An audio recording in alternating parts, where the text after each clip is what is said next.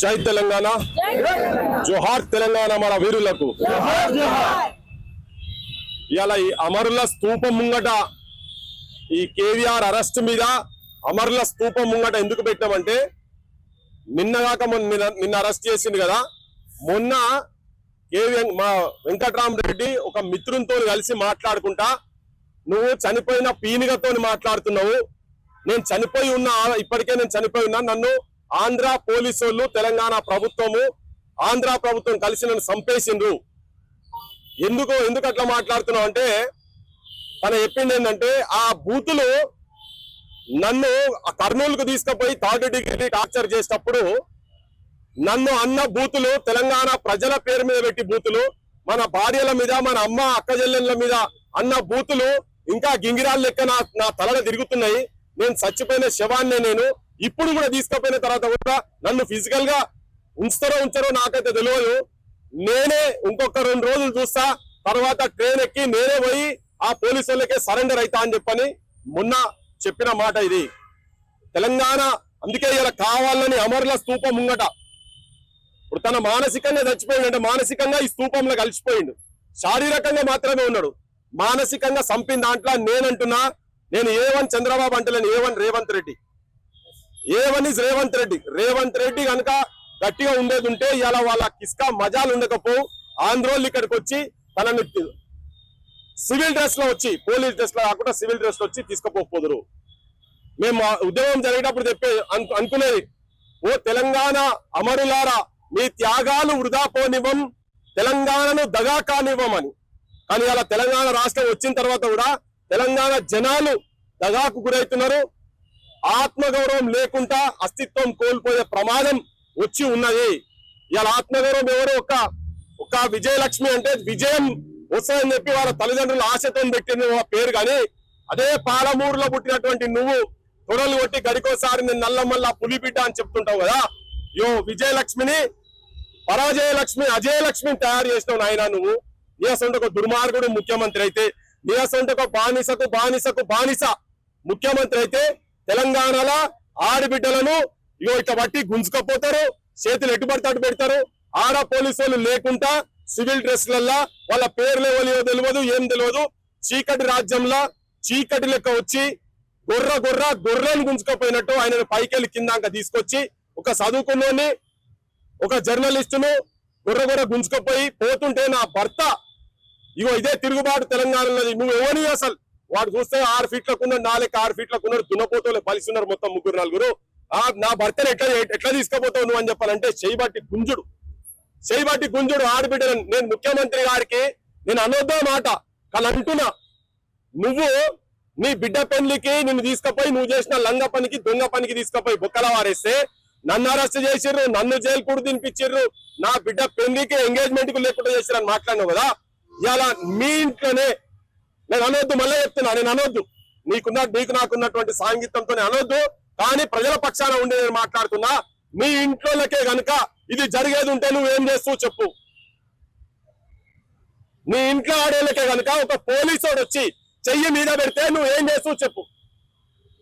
నీ స్నేహితునిగా చెప్తున్నా, చెయ్యి నరకాలనిపిస్తుంది కావచ్చు. ఇలా మాకు కూడా అట్లనే ఉన్నది, కానీ చట్టాన్ని మేము చేతులకు తీసుకోదలుచుకోలేదు, అది అవసరం కూడా లేదు.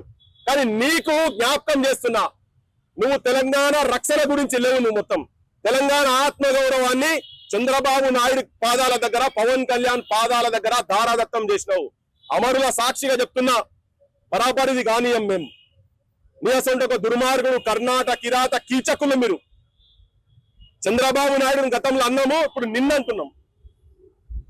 నువ్వు, నీ కాంగ్రెస్ సైన్యం, నీ తెలంగాణ రాజకీయ వ్యవస్థ మొత్తం స్పెక్టేటర్ల లెక్క.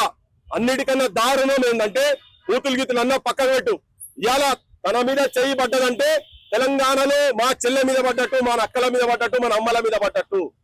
మీకా సోయి లేదు. ఎవరో ఉద్యోగాల గురించి వాళ్ళ భవిష్యత్తును పనంగా పెట్టి ఆత్మహత్యలు చేసుకున్న నేల ఈ తెలంగాణ నేల. తెలంగాణ తల్లి విముక్తి గురించి 369 మంది ఆంధ్ర పాలకుల తూటాలకు ఛాతీని అడ్డే నిలబడ్డటువంటి నేల ఇది. ఇవాళ ఇప్పటికీ మేము, వీళ్ళ కుటుంబము తెలంగాణ అస్తిత్వాన్ని కాపాడేటందుకు మళ్ళా ప్రాణత్యాగాలు చేసేందుకైనా కానీ సిద్ధమైన సైనికులని చెప్పడానికే మేము ఇక్కడికి వచ్చినాం అందరము. మేము ఇక్కడ ఉన్న వాళ్ళందరము తెలంగాణ సమాజానికి ప్రాతినిధ్యం వహిస్తున్నాం. తెలంగాణ రాజకీయాల గురించి కాదు. మీకు సోయి ఉండదు. మీ అయ్యా జాగీరా అంటే మీకేమనిపించదు. మీ అయ్యా జాగీర్ అన్న కుటుంబాన్ని తీసుకుపోయి యాదగిరి గుట్టల దాంట్లో మెంబర్ వేస్తావు. నీ కాంగ్రెస్ పార్టీల మహిళలు లేరా? తెలంగాణను ఆమె భర్త చిరంజీవి పార్లమెంట్ లో వ్యతిరేకించినటువంటి వ్యక్తి, హైదరాబాదు యూనియన్ టెరిటరీ కావాలని చెప్పినటువంటి వ్యక్తి. ఎవరు మీరు అనుకోవచ్చు కొంతమంది, అరే తిరుపతిలో మనోళ్ళని కూడా వేసారు కదా రాబాయ్ అని చెప్పాలనుకోవచ్చు. కానీ యాదగిరి గుట్టకు ఏ ఆంధ్రోలు రారు దండం పెడతందుకు. ఏ ఆంధ్రోలు యాదగిరి గుట్టలో గల్లపెట్టలు వచ్చి పైసలు వేయరు, బంగారం వేయరు, ఆస్తుల డాక్యుమెంట్లు వేయరు. మనోళ్ళు పోయి అక్కడ వేస్తారు, తిరుపతిలో వేస్తారు. ఇక్కడ వాళ్ళని కాదు, ఇక్కడ మహిళలు. లేకపోతే అక్కడికి వెళ్ళి వచ్చినటువంటి ఆ సజయ సొట్టల్లో సజయ కసొట్టల్లో ఇంకెవరినైనా అక్కడికి వెళ్ళి వచ్చి ఆంధ్ర ప్రాంతంకి వెళ్ళి వచ్చి ఇక్కడ స్థిరపడి మన ప్రజల మీద గౌరవం ఉన్నటువంటి వాళ్ళని అస్తిత్వం ప్రమాదంలో ఉన్నది. నీ అయ్యా జాగీరా అంటే పడతావు నువ్వు. తెలంగాణ ప్రజలు ఉగ్రవాదులు అన్నదానికన్నా ఇది ప్రమాదమైన పదమా వెంకట్రామరెడ్డి అన్నది? వెంకట్రామరెడ్డి ఏమనలేదు. వెర్రి బుక్కు రాజ్యాంగం అంటే దానికి బూతు పదం యాడ్ చేసినావు. మేమందరం ఆ రోజు పోయినాడు, నేను కావచ్చు, రఘు కావచ్చు, శ్రీను కావచ్చు, నరేష్ రాక్ అందరం మేము పోయినప్పుడు వాళ్ళని అడిగితే వాడు నీళ్లు మింగిండు. ఆ శ్రీనివాస్ అంటాడు, ఎవరైతే మా తెలంగాణ ఆడబిడ్డ మీద చేయబెట్టిండో వాడు నీళ్లు మింగిండు. మేము బయటికి తీసుకొచ్చాం. 2.5 నెలల తర్వాత అదే ఎఫ్ఐఆర్ మీద మళ్ళా తీసుకుపోయి దానికి కోర్టు నుంచి ఆర్డర్స్ వస్తే ఇక్కడ లోకల్ మజిస్ట్రేట్ దగ్గర ప్రొడ్యూస్ చేయాలి. ఇది చట్టం చెప్తున్నది, కానూన్ చెప్తున్నది. నువ్వు ఇక్కడ ట్రాన్సిట్ వారెంట్ తీసుకోలే ట్రాన్సిట్ వారెంట్ తీసుకోలేదు. ఢిల్లీ, పంజాబ్ ఆపుకు సంబంధించిన కేసులా అట్లా కేసులు పెడితే డైరెక్ట్ జైల్లో పడేసారు పోలీసు వాళ్ళని. ఇవాళ ఆ కేసులా ఈ సిఐ ఎవరైతే శ్రీనివాసరావు ఆయన జైలు పోవాలి. తెలంగాణ ఆడబిడ్డలు నువ్వు పోలీసు వాళ్ళు, మహిళా పోలీసు వాళ్ళు లేకుండా నువ్వు ఎటుపడితే అటు గుంజినావు కదా, ఆ గుంజిన నా కొడుకులను తీసుకొచ్చి బుక్కల వరేయాలి, కేసులు పెట్టాలి. ఇవాళ తెలంగాణను అవమానపరిచినటువంటి వాళ్ళకు అయినా ఇట్లా మాట్లాడు నాకు కూడా మంచి అనిపిస్తలేదు. ఎందుకంటే నువ్వు రేవంత్ రెడ్డి నువ్వెంత కిరాతకుడు, ఎంత నీచుడు నికృష్టుడు అంటే తెలంగాణ బిడ్డలు ఆత్మ బలిదానాలు చేసుకుంటే ఒక్కనాడన్నా కనీసం కళ్ళకెళ్ళి నీరు గార్చినటువంటి విధవును నువ్వు ఒక బేకారు కానివి.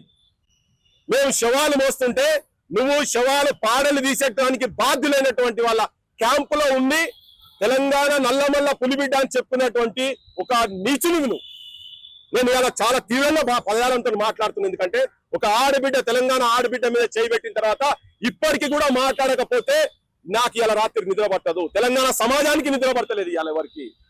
ఇంత అవమానకరమైనటువంటి బతుకులు గతంలో ఎప్పుడు లేకుండే. మన ఆడబిడ్డలను బెల్లి లలితను 17 ముక్కలు నరికినప్పుడు కూడా నువ్వు చంద్రబాబు నాయుడు దగ్గరనే ఉన్నావు కనుక, నీ అసంటోడు మా రోజు వీరన్నను చంపినప్పుడు నువ్వు వాళ్ళతోనే ఉన్నావు కనుక, నీతోటి ఒక తెలంగాణ వాదిగా నేను నీతోని మంచితనం గాని ఈ ప్రాంతం మీద ప్రేమ ఉన్నదని మేము ఎక్స్పెక్ట్ చేస్తున్నాం. మా బుద్ధి తక్కువ. అమరుల సాక్షిగా చెప్తున్నా, తెలంగాణ మిమ్మల్ని క్షమించదు. నువ్వు ఇవాళ ఒకటే సెక్షన్ పెట్టినావు కదా, ఒక్క సెక్షన్ కాదు. నువ్వు పవన్ కళ్యాణ్ బుక్కన పడేయాలని నువ్వు నిజంగా తెలంగాణ వాది అయితే మేమంటున్నాం కదా, అక్కడ మనుషులను చంపి పూడిగా లేకుండా చేస్తున్నారు కదా. ఇవాళ వెంకట్రామరెడ్డిని కూడా మేము ఒకవేళ తన నిజంగానే ఇప్పుడు 3 నెలలు ఉంటాడా 4 నెలలు ఉంటాడా నిజంగానే చంపి ఇంకా వేరే పోలీస్ స్టేషన్లలో కూడా కేసులు రెడీగా ఉన్నాయట. రేవంత్ రెడ్డి నీతోనైతే మంచి జరుగుతాను ఎక్స్పెక్ట్ చేస్తలేను. కానీ తెలంగాణ సమాజానికి, తెలంగాణ రాజకీయ పార్టీలకు మాతోనే తెలంగాణ వచ్చింది, మేము సాగు నోట్ల తలకాయ పెడితేనే తెలంగాణ వచ్చిందని చెప్పుకుంటున్నటువంటి కేసీఆర్ కుటుంబానికి చెప్తున్నా, తెలంగాణ ఆడబిడ్డ మీద చెయ్యి ఒక ఆంధ్ర పోలీసోడు చెయ్యేసిండు. సిగ్గు లేదా మీకు? మీరెక్కడ తెలంగాణ వాదులు అయ్యా? మీరు మీ ఇంట్లో తిడితే కూడా మేమే వచ్చి నిలబడ్డాం కదా. తెలంగాణలో వాని దగ్గర పన్నారు, వీని దగ్గర పన్నారని అడ్డమైన మెసేజ్లు పంపిస్తున్నారని నేను కాదు, చాలా మంది తీసుకుపోయి డీజీపీకి ఇచ్చిండ్రు. మొన్న నాగేశ్వర్ కూడా తీసుకుపోయి నన్ను చంపుతామని చెప్తున్నారు, నా ఇంట్లో నన్ను కూడా తిడుతున్నారని చెప్పి కంప్లైంట్ చేస్తే యాక్షన్ లేదు. కానీ అనని మాటను అన్నట్టుగా సృష్టించి రాజ్యాంగాన్ని సెక్సువల్ గా అబ్యూజ్ చేశారని కేసులు పెట్టి మన దగ్గర ఆంధ్ర పోలీసుడు వచ్చి మన ఆడబిడ్డను అగౌరవపరిచి తీసుకోబోతుంటే వాళ్ళ మీద కేసులు అవుతాయి. మరి మీరు అందరు దేనికున్నారయ్యా? మీ ఆపోజిషన్ ఏం చేస్తున్నావు? సాగు నోట్ల తలకాయ పెట్టినాయనే యాడున్నావు, ఏడబన్నావు, ఏ ఫామ్ హౌస్ లో బన్నావు? బీజేపీ వాళ్ళు భారత మాతాకి జై ఆడబిడ్డల గురించి మాట్లాడతారు కదా చాలా. ఏడబన్నారు, ఏ పొక్కల బన్నారు మీరంతా? తెలంగాణ ఆడబిడ్డ మీద ఒక ఆంధ్ర పోలీసోడు చెయ్యేసిండు. సిగ్గు అనిపిస్తలేదా? మీ ఇళ్ళలో అక్కజల్లెలు లేరా? మీ అమ్మలు లేరా? తెలంగాణ సమాజం ఒక్కొక్కరు యువకులు అందరూ జెన్జీ బ్యాచ్ కావచ్చు, ప్రతి ఒక్కరు ఉద్యమకారులు, ఉద్యమ సంఘాలలో రాసేటోళ్ళు, పాడేటోళ్ళు, పాటలు రాయాలి దీని మీద. ఇంకో తెలంగాణ, నిజమైన తెలంగాణ సంగ్రామం మొదలు కాబోతున్నది. అది ఆల్రెడీ మా మనసులలో స్టార్ట్ అయింది, జనం లోపల తీసుకొస్తున్నాం. నిజమైన తెలంగాణ వాదుల మధ్యలో ఐక్యత రావాలి, కావాలి. రాయండి, ఆర్టికల్ రాయండి. అందరికి రాసే ప్రతి ఒక్కరికి విజ్ఞప్తి చేస్తున్నా, మీ పార్టీలు, మీకు రేవంత్ దోస్తు కావచ్చు, మీ కేసీఆర్ దోస్తు కావచ్చు, మీకు ఇంకా బీజేపీలో ఉన్నటువంటి వాళ్ళు దోస్తులు కావచ్చు, అన్ని పక్కకు పడేయండి. నిజమైన తెలంగాణ గుండెలతోటి మీ కళాన్ని గళాన్ని ఇప్పాల్సిన అవసరం ఉన్నది. మీరు బయట రావాలి, బయట మాట్లాడాలి. ఇంతకన్నా ఘోరమైన అవమానం ఇంకా జరగదు తెలంగాణకు. ఇది ఎక్స్ట్రీమ్ అయిపోయింది. 100 తప్పులు అయిపోయినాయి. రేవంత్ రెడ్డిని క్షమించేది లేదు. కాంగ్రెస్ ని ఇది చూసుకుంటా కాంగ్రెస్ లో తెలంగాణ వాదులను పొంకరాలు కొడుతున్నటువంటి కొంతమంది లీడర్లు మొన్న నల్గొండలో పెట్టిన కదా, మా ఊరు మంత్రి పదవికి రాజీనామా చేశాడు. నీ పాడు కానీ నీ మంత్రి పదవి ఎట్లా రాజీనామా చేసినా మాకు ఎరికే. ఇవాళ రా బయటికి. రేవంత్ రెడ్డి, నువ్వు పవన్ కళ్యాణ్ ను తీసుకొచ్చి బొక్కల మారేస్తావా లేదా? కోడి చెరువు మీద ఎంక్వైరీ చేస్తావా లేదా? ఆ భూమికాల పోయి కూర్చొని కోమటిరెడ్డి వెంకటరెడ్డి కూర్చోవాలి.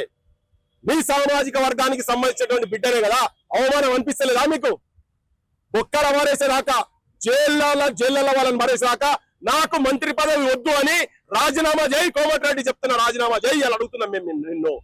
పొన్నం ప్రభాకర్, నువ్వు రాజీనామా చేయయ్యా, బయటికి రా, తెలంగాణ గురించి కొట్లాడు.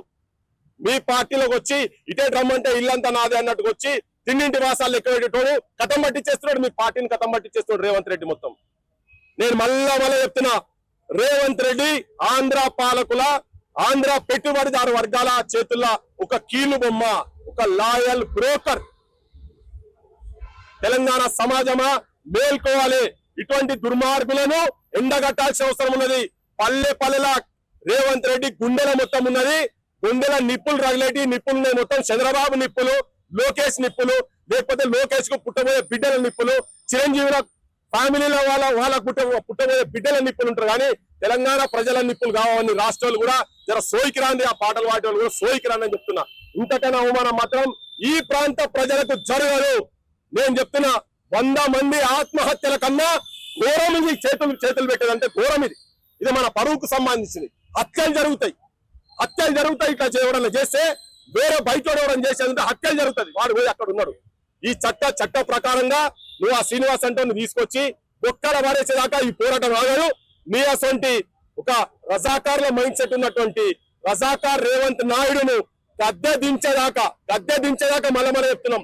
నువ్వు గడికోసారంటున్నావు కదా, మూసీలను ఓని చెప్తావు తెలియదు కానీ రాజకీయంగా మూసీల మురికి కాలువల నిన్ను తెలంగాణ ప్రజలు, తెలంగాణ యువకులు కాళ్లతోని, అరికాళ్లతోని తొక్కి బొంద పెడతారని చెప్పి మీకు హెచ్చరిక చేస్తున్నా. జోహార్ తెలంగాణ మన వీరులకు, జోహార్ తెలంగాణ మన వీరులకు.